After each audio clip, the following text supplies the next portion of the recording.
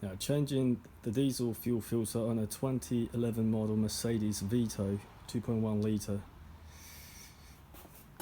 engine. Now the location of the filter is sort of just below the airbox. You'll have to remove, and it's held on by, it's right here, this canister there, and it's held on by one bracket. Well, there's one screw at the back, two screw at the front, and there's this here, the loop hose is the supply line from the tank, and this one is the outlet line that's going to your diesel pump.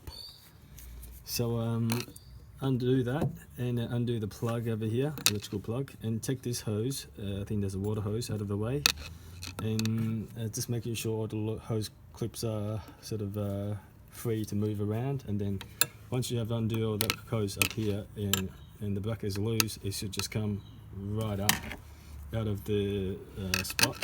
So this is what the new one looks like. It will have obviously an inlet and an outlet, and there's a spot for the water sensor to go onto.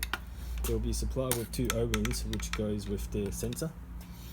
So yeah, once you have done that, you will have to, I would like to, by the look of things, there is a return line going to the tank, but I have a primer with me, so I would rather use it, so just to get the air out of the system.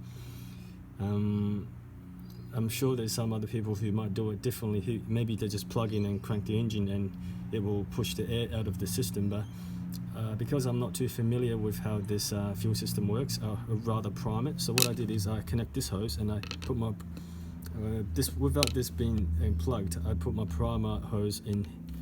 Primer hose is the manual primer, by the way. It's a pump, so I connect it to the end of this, and then the other end of the pump goes to a tank, and I just keep on pumping until I withdraw the air out of until this the filter is filled and there's fuel coming out of this end, and then I just put it back in and the job is done.